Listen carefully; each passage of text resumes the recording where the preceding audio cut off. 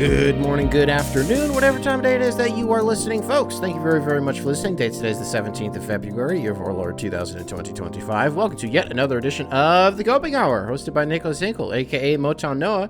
Got a big show for you guys today. I want to kick things off here with a nice special shout-out to a member of the constituency.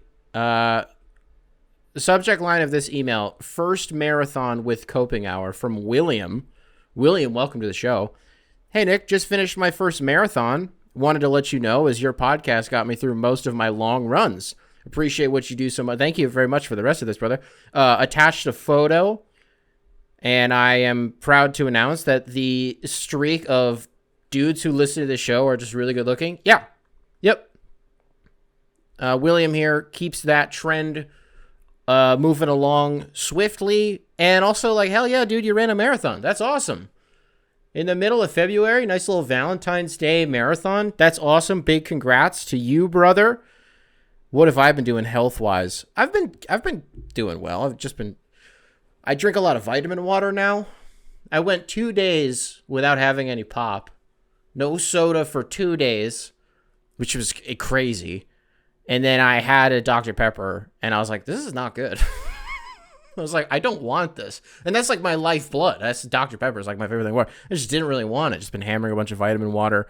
What else have I been doing? Well, on Valentine's Day, very soft Valentine's Day recap, I said I wasn't really sure what I was going to do. And I know for a fact my girlfriend also didn't really know what she was going to do. Well, she ends up being at work all day. And our son was just having such a hard day with him. He's going through another major regression right now. He's starting to learn how to do too many things at once. And he's like overwhelmed and like overstimulated constantly, and he just doesn't go to sleep. He's also constantly teething. He now has 6 teeth, all up in the front, bottom and top row. And on Valentine's Day morning, he woke up at 5, which isn't that crazy. It's a little too early for me, but okay, he's up at 5. All right, that's fine. And then couldn't get him to go back to sleep until like 9 in the morning. He's up for 4 hours. Okay, that's pushing it. Don't really want him up for 4 hours at a time. He slept for 20 minutes, wouldn't go back to sleep, and then did not go back to sleep until 3 o'clock in the afternoon. And he spent those 6 hours just being mad. Like, he was just mad, and I couldn't get him to smile all day. So Friday was really, really hard for me.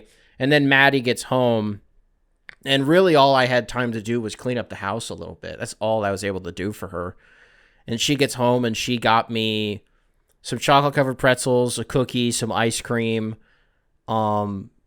and like a one of those pre-mixed on the rocks cocktails. It was a Cosmopolitan.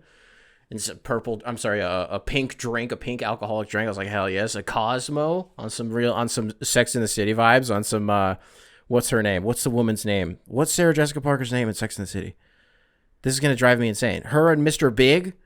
This is insane. What is her name in Sex and the City? Whatever, man. It doesn't matter. It had a nice Cosmo, but there was like too much liquor in it. It had some triple sec, some effing, something else. I got hammered on Valentine's Day. I got absolutely hammered. That was not supposed to happen, but it did. And I was like, holy smokes. I was like, this is exactly what I wanted, sweetheart. You nailed this. I was like, I'm sorry. All I was able to do for you was clean up. She's like, that's exactly what I wanted. So we made out well on Valentine's Day. We got each other what we wanted. Nice little haul for one another. I guess I didn't get her anything tangible, and then we're just gonna destroy the house within the next couple of days, anyways. But whatever. That's my duty here as the house husband. Keep things in check in the household. I'm a homemaker, is what I am. You know, you take a survey. What's your age and occupation? And usually, my occupation isn't on there. It's just like an unemployed father of one. I'm a homemaker. That's what I am. A little soft Valentine's Day recap for you.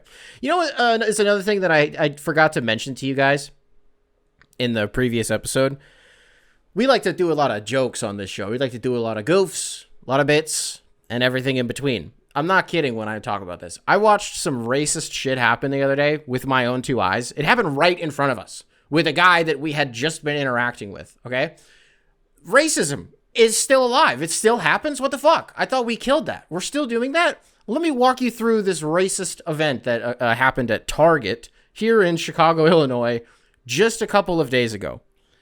So we check out, and Maddie's pushing the cart. I'm pushing the stroller. We're walking to the exit to get into the elevator down to the parking garage. And there's this older Asian gentleman. Yes, that is important here. Older Asian gentleman in front of us. He locks eyes with me, sees that I'm pushing a stroller, and he does a very kind thing, and he holds the elevator for us. I say, thank you very much, and he just kind of like nods his head at me. And then we're all sitting in the elevator. It's just me, Maddie, and this older Asian gentleman. And he looks at our son, and he looks at us. He goes, he has beautiful eyes, because our son does. Beautiful blue eyes. And we go, thank you very much. Very, very sweet man. The second that and I'm laughing. It's not funny. It's fucked up. I just can't believe this happened. We get to the parking garage. We get to our level. As soon as the doors open, these three dudes are standing outside of the doors, and they try to walk in, and then they see the people are walking out, so they back up. But then they see the Asian guy, and I'm not going to do the voice, but in the most like stereotypical thick Chinese accent that you can imagine, they look at this guy and they say, "Oh, hello, my man." And then they all go to fist bump him. And if you can imagine the voice that they would have been using, oh, well, I said I'm not going to do the voice. Hello, my man. And they go to fist bump him. The guy just kind of like brushes past them and puts his head down and obviously doesn't fucking fist bump them. I look at all of them and I was like, what the fuck? And I just keep walking, because what the fuck was I going to do? We're walking back to the car. I go, did you see what just happened? She's like, no. And I was like, that was racist. I go, oh my God, that was racist. I'm blowing the whistle on this whole operation. What we just saw was not cool. I can't believe that this just happened. And we were just talking about how bad we feel for this guy. And then I spend the rest of the day feeling like an asshole, because I'm like, I didn't stop that. I was like, I did nothing to make that situation better. Now, I'm not saying I perpetuated it, but I'm just saying, like, I felt bad that I wasn't like fucking Batman. And here's the thing. I'm not going to take on three guys. I don't have a pencil. I can't fucking be like, hey, stop that. Knock that shit off. Like, you know what I mean? Like, what was I really going to do? But I just felt bad that I just like didn't intervene. It just happened so fast. And then it was over. And then the interaction was over. And these three dudes, they just get in the elevator. And, you know, the guy walks to his car. We all go our separate ways. I was like, that was actual racism. I didn't think that happened anymore. Wow. That's really too bad. I was heartbroken for this guy. And then I'm sitting there, I'm thinking to myself the rest of the day, why didn't you say anything? Nick, you didn't do anything. You just let that happen. I was so bummed. And I haven't stopped thinking about it. That poor man. There's some other notes maybe from the last episode. I introduced a hypothetical reality show to you guys called Scared of the Hose. A lot of you were quick to inform me that all of the soft ideas that I floated out there that we at home had come up with, they all exist already. Shoot.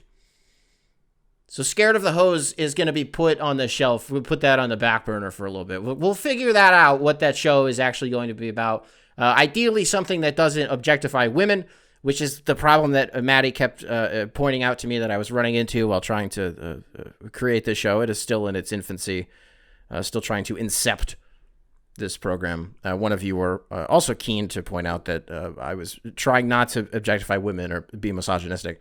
The show is called Scared of the Hose. Yeah, but it's not. We're not calling women hoes. It's just because it's funny. It's just a funny name. You know what I mean? We got an email or two from some of you out there asking what that means. Like, what is that? They're like, you've been in a relationship for over a decade now. 11 years ago today was Maddie and I's first ever date.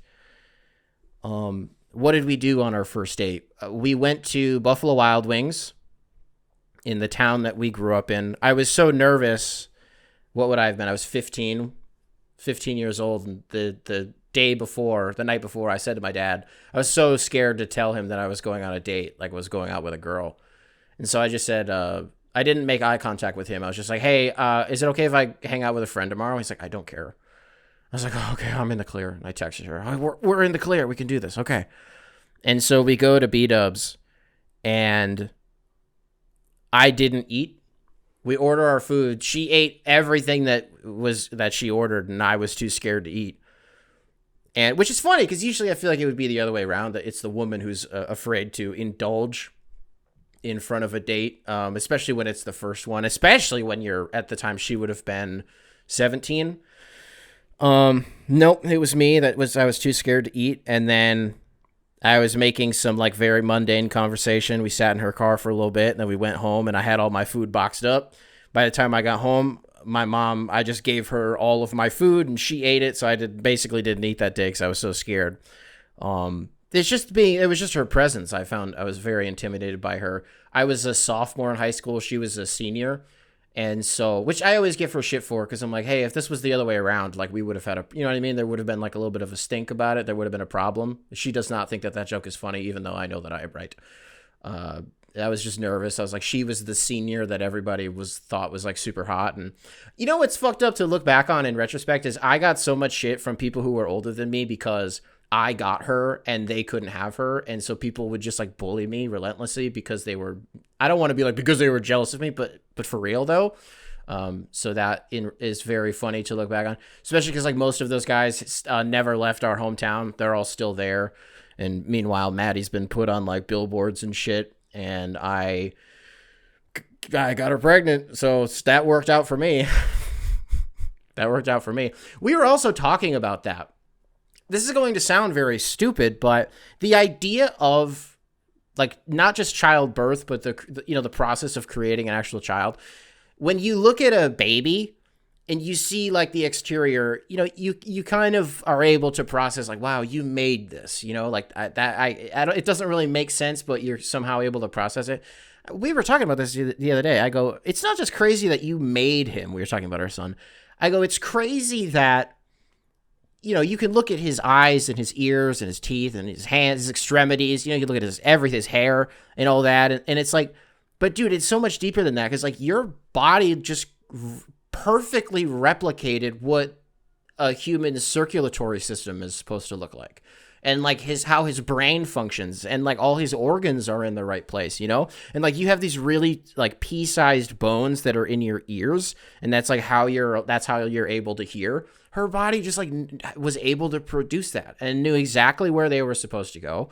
And that's bizarre. And we've just been doing that for thousands and thousands of years. Our women's bodies have just been able to. This is the part where I'm saying like it just sounds stupid because it's like, yeah, dude, like we know like women make babies. No, I know, but I don't know if you at home really ever think about not to sound corny, but the absolute miracle that is. And scientifically, how bizarre that is. So like you create this thing perfectly, and then you are also providing food. You're providing nourishment for this child that you made, and you're using that same body that you used to create it in the first place to provide food for it. And it's incredible. I don't think there's a word to quantify how insane that is. And it's something that I think even Maddie every now and then doesn't think about as the woman who actually did it. She doesn't even think about it I don't want to say that much, but when you really dial in and be like, how insane is it that this actually worked?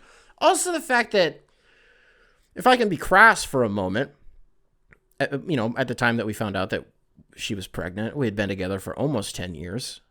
And it's a little weird to me that there had never once been a scare. Ever. And we had both sort of come to the conclusion that, like, it's one of us. And I don't know, maybe we just can't have kids, like, right? Like it's got to be one of us. And we spent 9 years just doing that. There's never one scare. And then suddenly she wakes me up before work one day and she has a stick in my face. And it's 6 o'clock in the morning. She's just holding a positive test in my face. Oh my God. And then she just left. And then she just went to work. And I had to sit there the rest of the day staring at this pregnancy test. Now, it didn't really hit me like a ton of bricks in the sense that, like, I certainly wasn't expecting it, but both of us had come to the conclusion, we had conversations leading up to that moment within the months leading up to it, that we felt confident with where we were at in our relationship, that like, if it happens, and we did it and we're excited and we will embrace it immediately. Right. And so it's not like we had to come around on the idea of having a kid. I think it was literally just the shock of like, oh my God, this actually happened. Do you know what I mean? What else do I got going on in the world? Yeah, Love is Blind. New season of Love is Blind is out. That's going well. It's a show that I started to watch and we will talk about, hoops and stuff today, folks. But it's a show that I started to watch. I haven't talked to you guys about this yet. It's not Severance. We will watch Severance in this household eventually. I promise we will, okay? New season of White Lotus is about to drop. Hell yes. No, but I started watching Paradise on Hulu. Shout out to Sterling Brown and to James Marsden. Now, for those of you who don't know what Paradise is, I don't want to say too much about the plot because a lot of it is sort of shrouded in mystery. What I will say is that the premise of the show, it's like a whodunit. Who killed the president is basically what it is. And the show is heavily reliant on flashbacks and leading up, moments leading up to this instance or this instance or this instance. And that's as soft as of a spoiler as I'll give you. Sterling Brown is the head Secret Service agent in this scenario. James Marsden playing the president. The pilot episode, one of the reviews that they use for the promos and stuff is that it is one of the best pilot episodes in the history of television. I don't know if that's really true, but it's good. It's good, and it really kind of pulls you in. And that's, to me, sort of the essence of the show, is that every single episode is as good as it needs to be to get you interested enough to watch next week, right? Like the way that they always get you at the end. The end of every single episode is, shit, I have to watch next week. I have to see what happens. You know what I mean? So I don't know if that makes it a good show. It is certainly not prestige television. It is absolutely not that. And it's not something that I don't think will be, revered culturally. I don't think it'll be in the zeitgeist for much longer than, the actual span of this first season. I don't know if there's supposed to be more. I think it would be stupid if there was more than just this one season. But it's good enough. It's good enough, and it keeps me waiting until next week, right? Until there's a new episode. So that's been fun. But folks, why don't we talk a little bit about All-Star Weekend?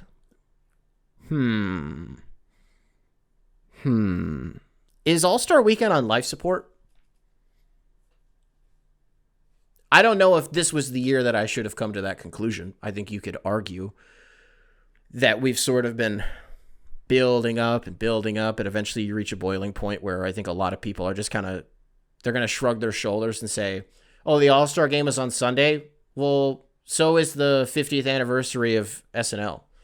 Well, but so is the season premiere of, White Lotus. Well, all these Love is Blind episodes just came out. You know what I mean? There's just always something else that you can watch. That's where we're at, because I want to laugh on this Sunday night. And how do I want to laugh? Do I want to laugh by watching the NBA All-Star game and going, this is the dumbest shit in the world? Or do I want to laugh by watching the 50th anniversary of Saturday Night Live? Now, for transparency here, we will talk about the Saturday night events, but I want to get this out of the way. I'm taping this before the All-Star game actually happens. I'm not going to watch it, though, because I don't care, because it doesn't matter. And even if it ends up being an event, by the time that most of you listen to this, the All-Star game will have happened. You may feel like, wow, he's totally out of line. It actually ended up being awesome. If that is how it ends up going, awesome. I'm happy for the NBA. I'm happy for Adam Silver for potentially figuring something out with All-Star Weekend, because we've been changing it. We've been doing target scores, and we've been drafting teams, and now we're doing a bunch of different teams. And I don't know, maybe something will stick eventually, right? But until the NBA is able to produce a quality weekend of all-star programming, I gave up. I'm officially done. And I think the Saturday night events sort of served as the final nail in the coffin for me. I didn't watch the celebrity game. I don't care. I didn't watch the Rising Stars game, which I did read was pretty entertaining, but I don't know. That's not really a needle mover for me. So the Saturday night events. Okay, the skills competition. Oh, man. You talk about the All-Star Weekend being on life support. They either need to pull the plug on the skills competition or completely revamp it and make it a completely different thing, right? The most entertaining thing that happened during the skills competition was Victor Wembanyama and Chris Paul getting disqualified because they manipulated the rules, and instead of actually shooting the basketball, they just kind of like picked up the ball and threw it on the ground, and picked up the ball and threw it on the ground, picked up the ball, threw it on the ground. And when Victor Wembanyama did it at first, it was jarring because you're like, oh, wait, do they not have to shoot the ball? Because it looks like he's like trying to juggle. And, oh, is that the new skills competition? Is they have to juggle? But then he just keeps going, what the fuck just happened? And so then the broadcast picked up on it immediately, like faster than I did here at home, at least, that they were just manipulating the rules to get the quickest time imaginable. And they immediately get disqualified. There's a rules expert from the league itself that came over to them on the bench, and we're like, yeah, that was horseshit. The entire arena's booing them. They even cut to Donovan Mitchell, who's on the bench, and he's thumbs down, boo, boo, Victor Wembanyama and Chris Paul.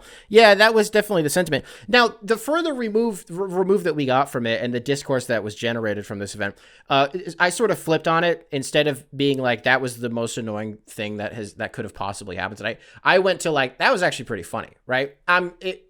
But it was also, I think the problem is that it sort of served as like a microcosm of what the problem with All-Star Weekend is like shortcuts and like manipulate. I don't want to say manipulating the game because people don't manipulate the All-Star game, but they just don't try, right? And it doesn't feel competitive. It's like, so what was the actual objective here? And I also think it was funny that most people picked up on the fact that this had to have been Chris Paul. I mean, you talk about manipulating the rule book. A guy like Chris Paul or like a guy like James Harden have made entire careers in the NBA out of manipulating the rule book. It turns out maybe it was Victor Wembanyama. Was this Wembanyama's idea? Draymond was like, I don't know. I heard him before the event, like asking officials, hey, can I do this thing? Can I do this thing? They must have all said, yeah, probably. You can probably do that. So they got bad advice. They were badly advised. You were not allowed to do it. Whose ever idea this was, it was funny, but it was also kind of like, come on, man. Like, can we actually just do this thing? So the skills competition was a dud. It's usually a dud. I don't know. Name the last 5 winners of the skills competition. Can you do that? I couldn't name the last 5 3-point winners. I couldn't name the last 5 dunk contest winners. I could name the last 3, but we'll get to that in a second, right? 3-point contest was fine. I would fall on a grenade for Cade Cunningham. I think he's the best player in the world, but I think we were all just kind of proven right in like, why was he there? Why was he there? Why was Malik Beasley not the one that was invited? It was really, really cool that there was a Piston. I'm glad that Cade got to do it. He did not have the worst score, so there's something there, right? There's some pride points there. It's plus 1,400, had the worst odds to win this thing, and rest assured, folks, he didn't. Maybe the highlight was Buddy Hield tying the single-round record for most points in a three-point contest, tied Steph Curry with 31. But even that is like, it's skewed because of how much they mess with. Now you have the starry ball and you have, I don't know, like there's just more points that are available now. I don't remember if Buddy hit either of those starry balls. So if he didn't, then it's still cool no matter what. Like it's okay. Buddy Hield, like, okay. Dame lost. Oh, Tyler Hero wins the 3-point contest. Okay. Like that's cool, I guess. My problem ended up being a season ago, we have this new wrinkle that gets added, and it's Steph versus Sabrina. And it was a lights-out event. I think we all had a lot of, except for Kenny Smith, we all had a lot of fun watching it, right? And so I think we were all expecting them to run that back or to run something adjacent back this season, especially because the All-Star game was on Steph's home turf, right? It's weird to not have him involved. Well, in the days leading up to the actual event itself, it fell apart. We weren't able to see this materialize, whether it was, Steph versus Sabrina and that's it, or it's Steph and Clay versus Sabrina and Caitlin Clark. Some stuff out there about how Caitlin's representation wanted her first All-Star appearance to be in the W, something like that, which is honorable, I guess, but I'm also like pretty good exposure and pretty good for the W, I would imagine, for her to be participating in this event. Okay, so you couldn't get Caitlin Clark. Dude, just do Steph and Sabrina again. You don't have to raise the stakes or like make it better. We just wanted to see it again. So again, unless you're Kenny Smith. So that felt bad. I thought it was weird that Steph just wasn't involved in anything. Like you had Buddy Hield. Okay, there's a Warrior. you had Moses Moody and you had Draymond and the skills. Okay, like there are two more Warriors, but it's Steph Curry, you know, and for him to not be in the 3-point contest, again, on his home turf, I thought it sucked, even if it was in a more gimmicky role where it was against Sabrina Ionescu. Okay, so that didn't happen, and I thought it felt bad. The dunk contest, I'll just get this out of the way. This is not about Mac McClung, because the truth is, well, two things can be true. One, the guy who goes back-to-back coming into this year in the dunk contest, I don't want to say was unjust, but a lot of the shit that he did, I'm like, I've either seen it before, or not have I just seen it before, but like Aaron Gordon and Zach LaVine did all of these inside of one dunk contest. So just like bringing them back, I don't know. It's really hard to invent new dunks in 2025. That much is absolutely true. We thought that when Aaron Gordon and Zach LaVine went up against each other in what in most of our lives was the greatest dunk contest, the greatest back and forth of all time. And we thought the dunk contest was dead when that happened, and then they just kept inventing shit. I give Mac McClung a lot of credit this time around, because the dunk over the Kia, first of all, the only piece of commentary on this thing is, see, that's how you jump over a car. Love Blake Griffin. You talk about guys I'd fall on a grenade for. Blake Griffin is on the short list for guys I'd fall on a grenade for. But that is how you jump over a car. You do not jump over the hood. I don't need to hear, I know there was a bunch of stuff about Blake didn't want to do it, yada, yada, yada. Okay, I don't care. But what Mac McClung did actually got me out of my seat, and I said, I was saying involuntarily, like, okay, all right, okay, and I start clapping. That was awesome, but it was his first dunk. I was like, you didn't have to do that. I was like, nobody else did anything cool. Buzelis didn't even get a dunk down. That's because he stinks. He didn't even get anything down. I was like, you're jumping over a car in the first round? Okay, I can't imagine some of the shit that you must have up your sleeve if you're doing this. And it was awesome, right? We saw some cool stuff. The Stephon Castle dunk, where the dude bounces it off the glass and it goes in, and Stephon Castle, while it's coming out of the net, like, you know, from behind the rim, you all saw it. That dunk was really cool. It was really unique. I don't know if somebody's ever done that before. I've never seen it before. So I thought that was really, really cool. Mac McClung doing the thing where he like double clutches. He jumps over Evan Mobley, completely clears him, did not need to put a hand on him and, like, you know what I mean? Kind of like use that as a little bit of a propellant. He didn't need to do that. He cleared Evan Mobley, touched the bottom of the rim with the ball, and then yammed it. Yeah, that was really, really cool. So I'm not here to shit on Mac McClung.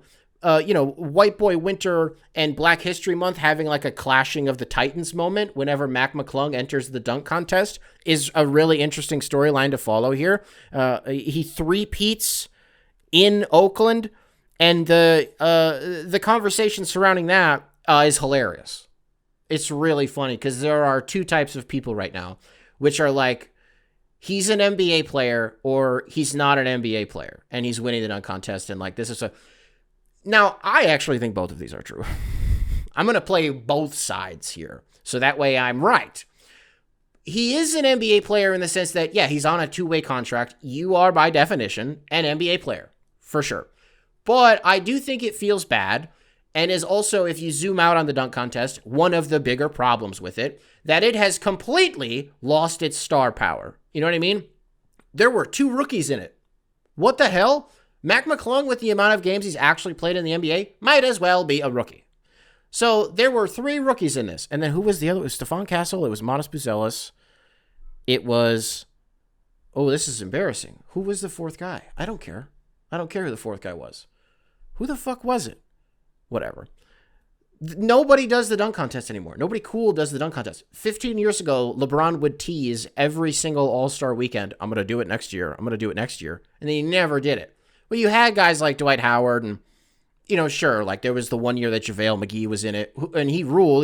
When he dunked the ball, he dunked two basketballs on two different rims. Oh, that was another one that McClung had when he dunked the two balls.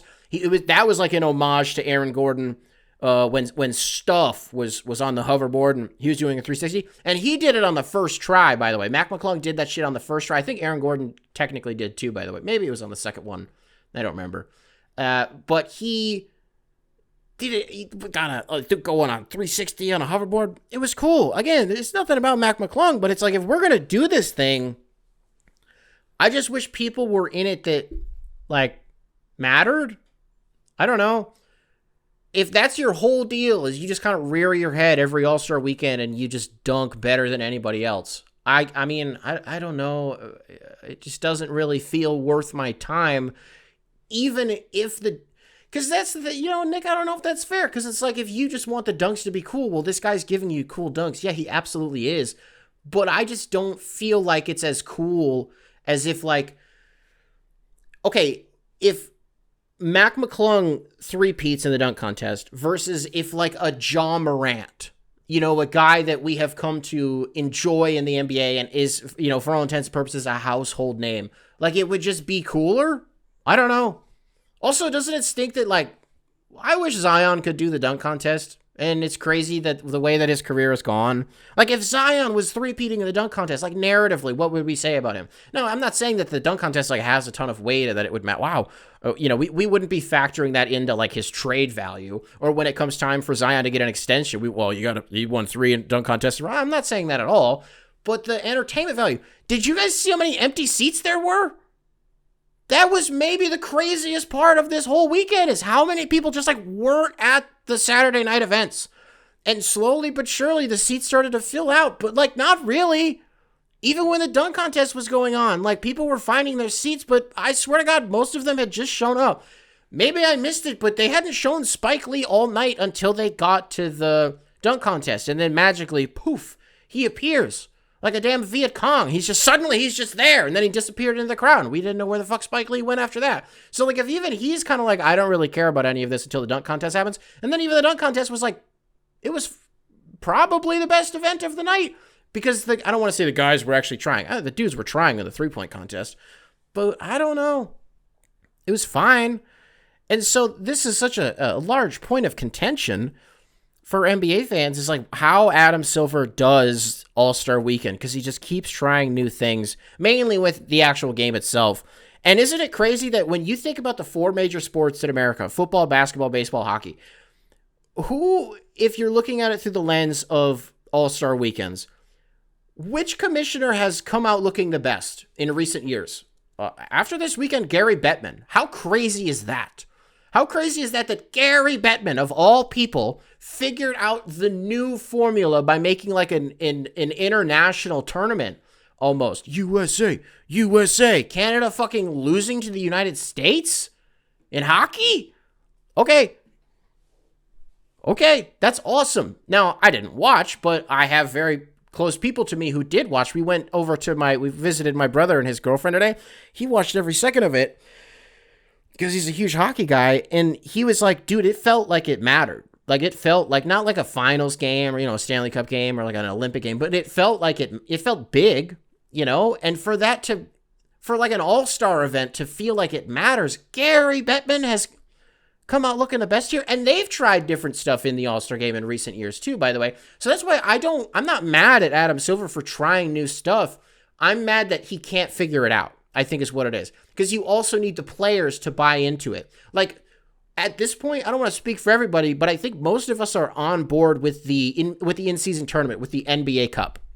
And I think a big reason for that is because it matters to the players. We've seen that. In the last 2 years, since its inception, we have seen that this tournament matters to the players because they're motivated financially, but it's more so like for the dudes on the end of the bench. You talk about like a Mac McClung type character.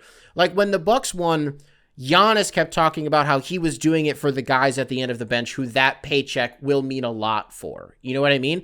And hey, if that's what motivates them, if that's what gives them an incentive to like really take it seriously, that's fine. That's fine. That is, by definition, the NBA figuring something out, getting the players to buy into it, and ipso facto, the fans will buy into it. Again, I don't want to speak for everybody, but I think that most of us are on board with it. And even if we're not like super jazzed for it and like doing a bunch of preview content or like whatever about it, when it's happening, it is exciting. So I'm not here to open a whole can of worms about like, how do we fix the All-Star game? Because the truth is I don't care, because I'm just not going to watch until other people tell me that this is actually something that is worth watching. Is that going to happen this year? Hey, most of you out there just watched it.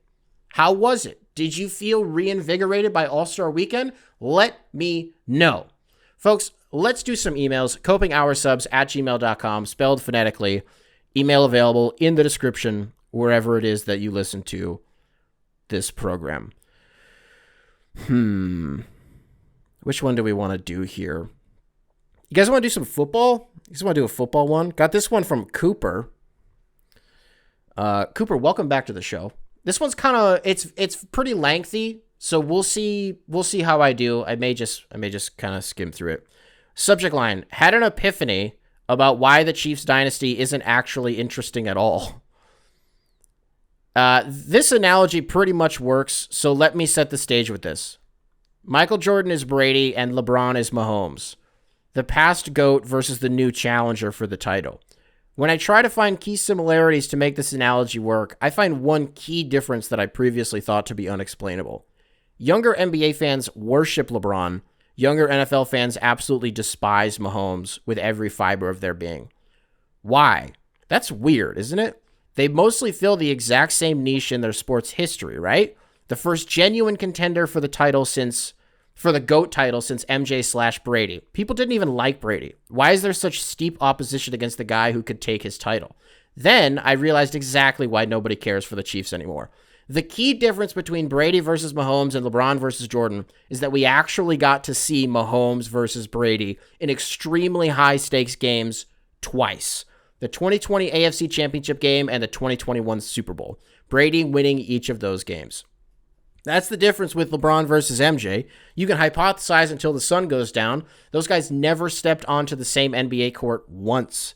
There's a level of mythology to it, and there's no real-world confirmation to sway the debate in either direction. But with Mahomes and Brady, we saw Brady make this guy his bitch on the biggest stage twice.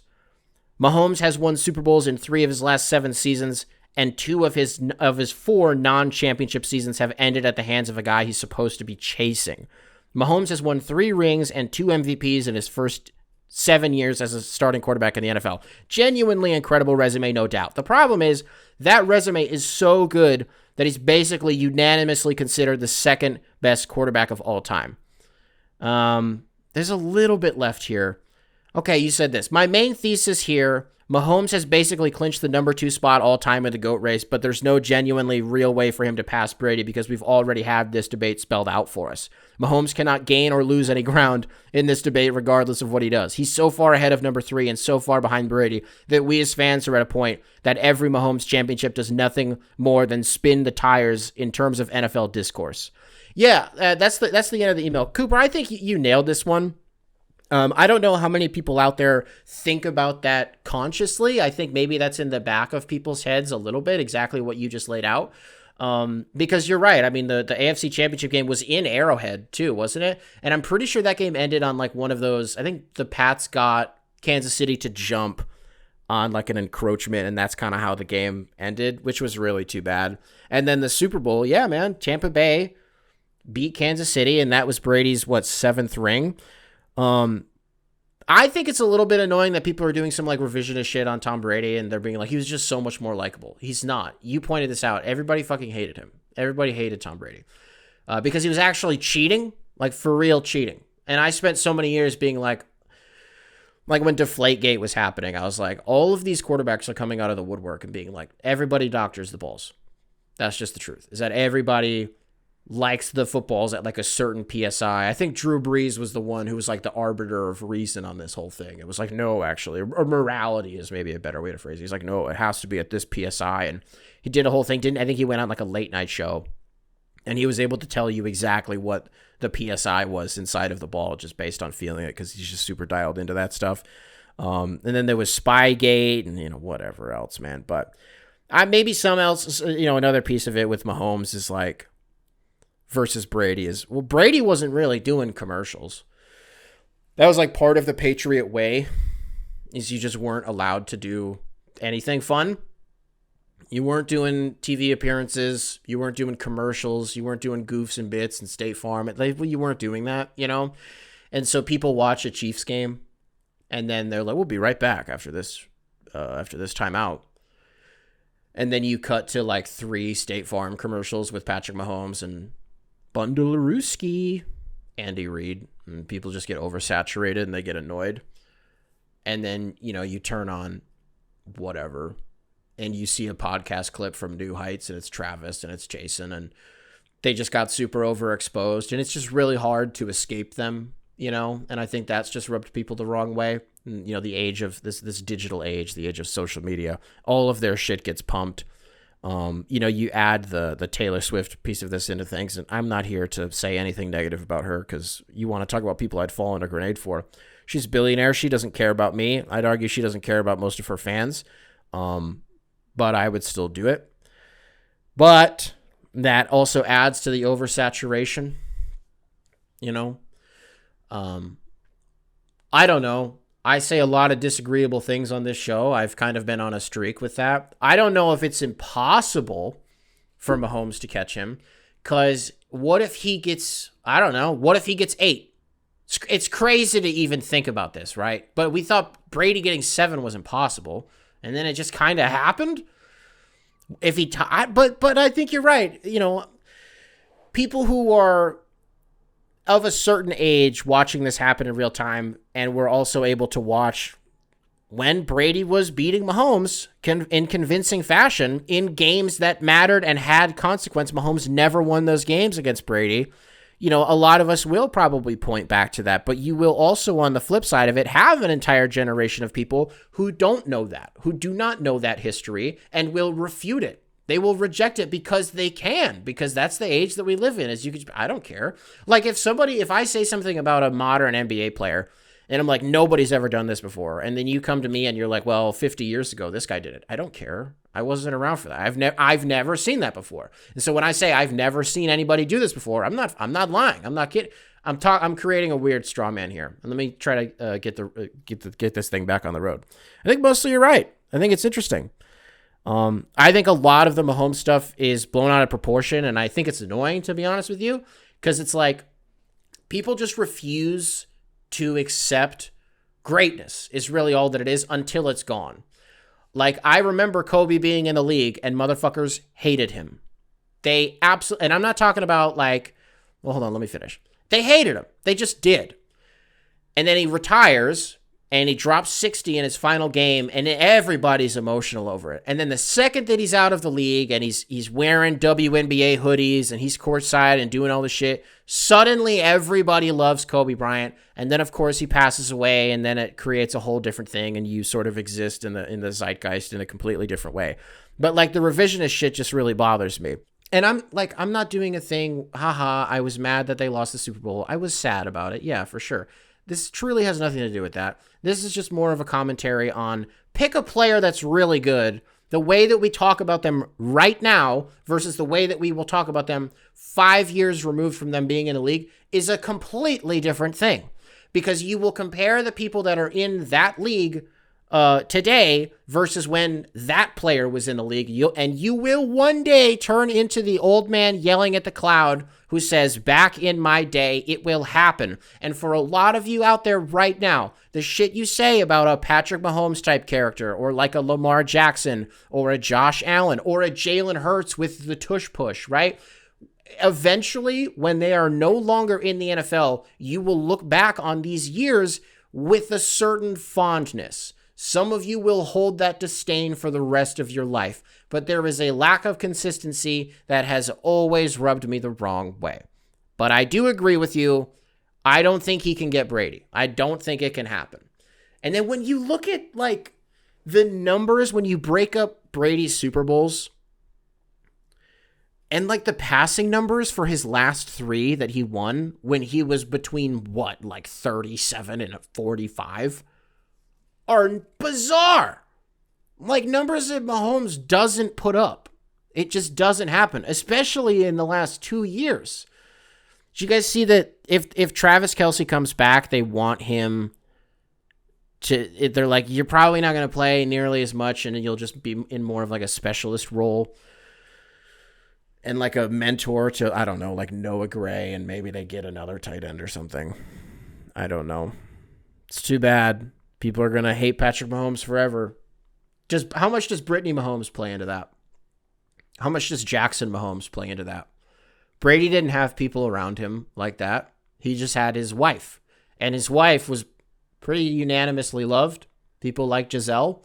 They even find her funnier now that she got impregnated by a karate man, like immediately after her and Tom got divorced. Tom Brady also very famously just like, I don't want to call him a bad sport because he did the roast in the first place and he didn't have to do that. I don't think he had very much fun while he was there, though. Just did a little Sunday conversations with Caleb Presley recently. He was like way too wooden. I don't think he got what they were doing and he just doesn't really want to play along with shit. At some point, Jeff Ross was doing a joke during the roast and Tom came over to him and was like, don't ever fucking say that again. Like, don't tell those jokes. Oh, wow. Okay. I don't know.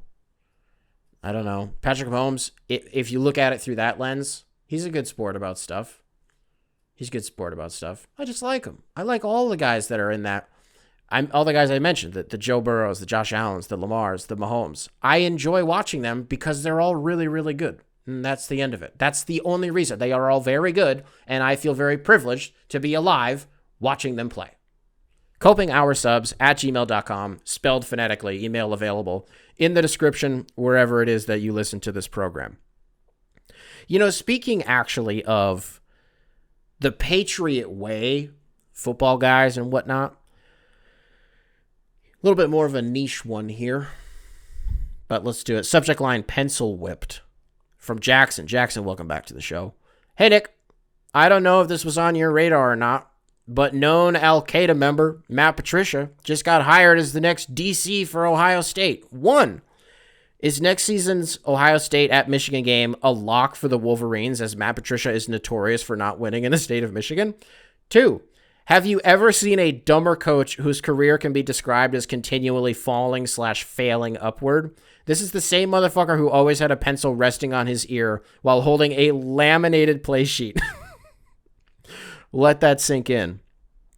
Yeah, I wouldn't lie to you and say that I wasn't devastated when this news came out. It's sort of like I guess maybe it's an interesting juxtaposition of like devastated that, to your point, he got another job in football because he doesn't deserve it. And excited because the Ohio State is over party is here. Oh, cool. So they're never going to win again. Okay. That's fine. Is Ryan Day just into guys that look like him? You put Matt Patricia and Ryan Day next to each other, they don't look the same, but like they have the same beard and they have the same hair. Oh, okay. You know, I'm known to be a little bit of a hater on this show, but like what I feel for Matt Patricia like transcends that. I don't think, not only do I think that he shouldn't have a job in football ever again. I don't care if it's for a team that I hate and like, haha, self-sabotage. You guys just hired the biggest fucking idiot in the world. Like, something short of like he should be in jail. Why don't I say that? I think he should be in prison. I think Trump is like, oh, we're going to open up Guantanamo Bay, and they send a bunch of migrants down there, 30,000 migrants. They should send Matt Patricia. I detest him. I think he is a deplorable human being.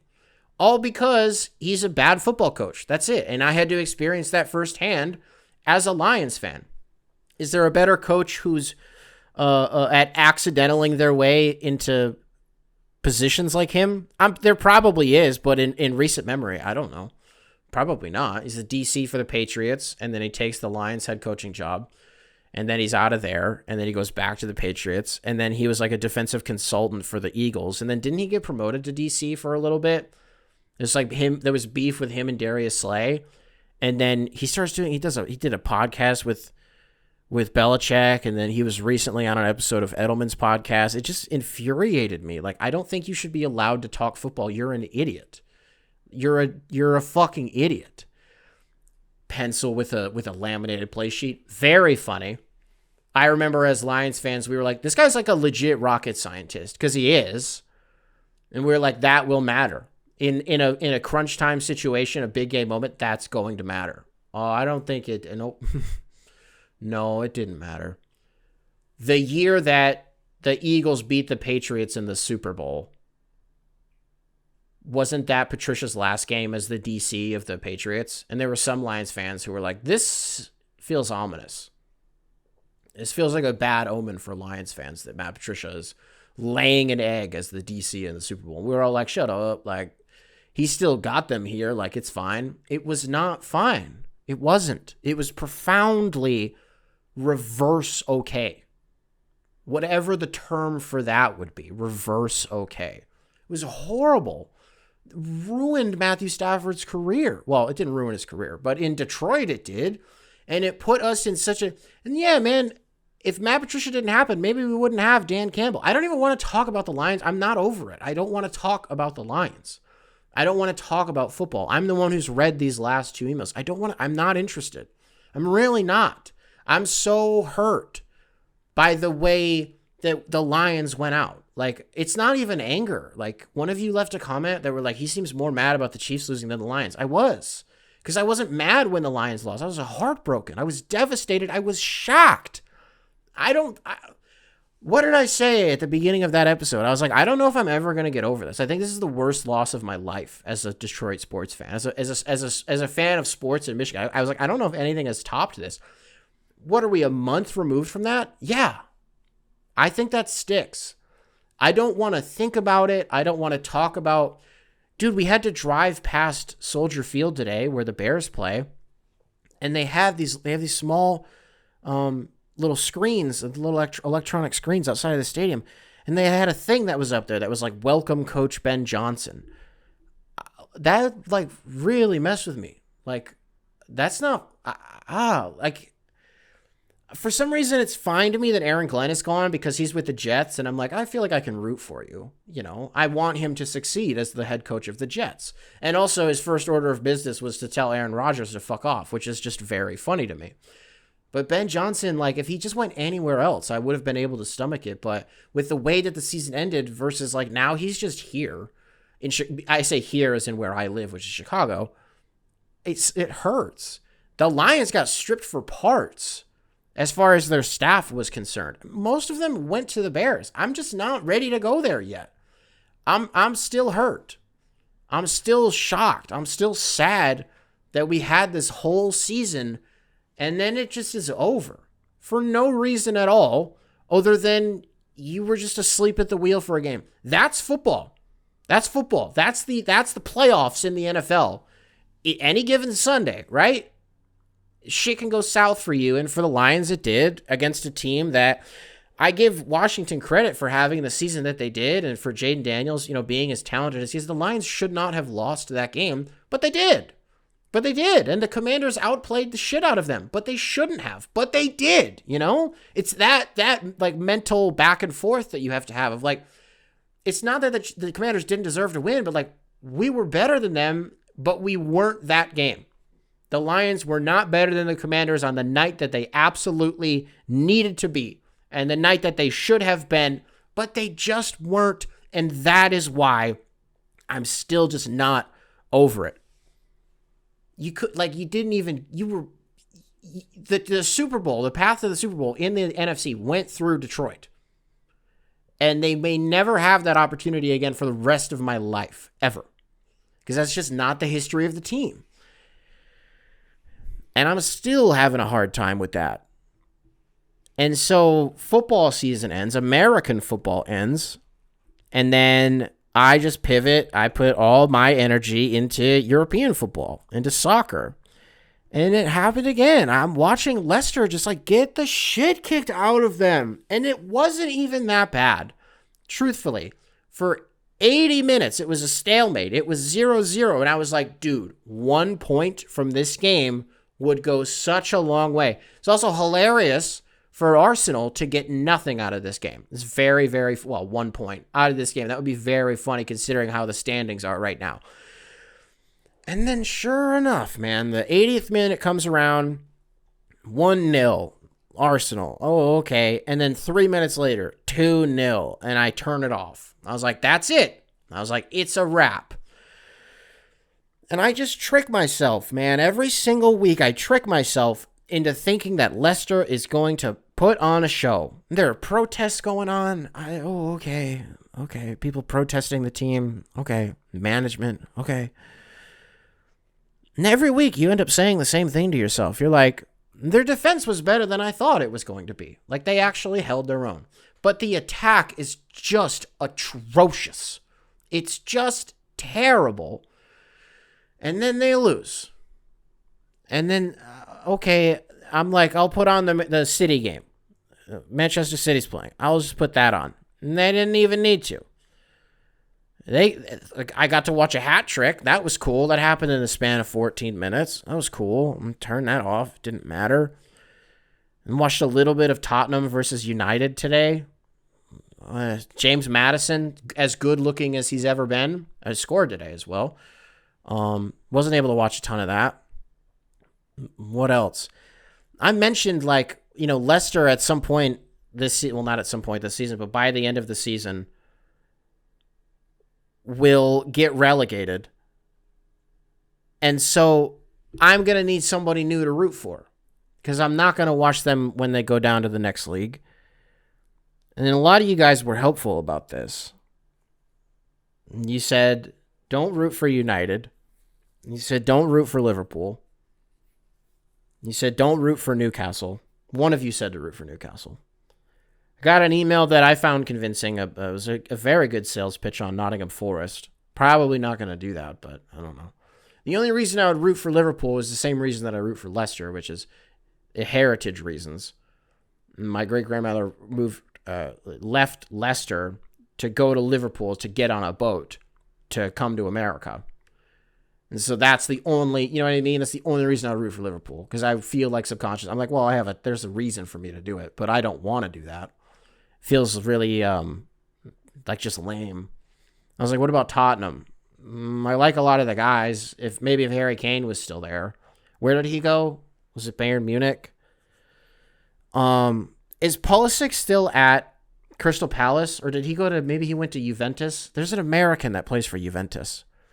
It's not Reina. Who is it? He just scored last week. Who is it? I can't think of it off the top of my head. There's an idea. I just look at what club in Europe, not in Europe, but in England specifically, has the most Americans. It can't be that many. I would be shocked if one club had 2 Americans on it. One of you also pointed out to me a comment that I made. I said, Modric, he plays for Madrid now? When did he go to Real Madrid? One of you very kindly pointed out to me that he's been there for 10 years. Oh. A little bit of a whoops-a-daisies on my part there. Had no idea. I think I was just thinking about him through an international lens. Croatia, right? Yeah. Who am I going to root for? I think I'm just going to watch the MLS. We have a team here in Chicago. I was like, well, I'll just root for them. We live like a mile away from the stadium. We could walk to the stadium. I was so committed to this idea. I looked up season ticket packages for Chicago Fire FC.